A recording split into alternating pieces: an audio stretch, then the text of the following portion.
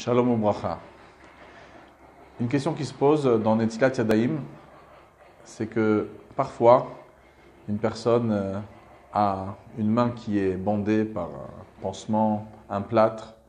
Alors, si par exemple une de nos mains est complètement recouverte par un pansement plâtre et que c'est impossible de retirer pour la douleur ou de manière technique, alors il ne reste plus à faire Netilat Yadayim que sur la main qui est disponible et on fera Netilat Yadayim donc sur cette main-là et on fera quand même la bénédiction Al Netilat Yadayim au pluriel comme il est marqué dans le Rav Pe'alim et dans d'autres commentaires.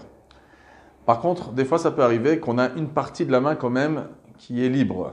On peut avoir les doigts qui ressortent du plâtre, etc. ou une partie de la main.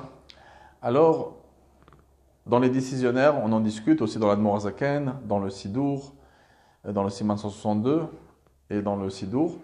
Et concrètement, l'idéal, ça serait de verser de l'eau en versant, bien sûr, un révite d'eau à chaque fois qu'on verse de l'eau et d'éviter de toucher le pansement. Ça, c'est l'idéal.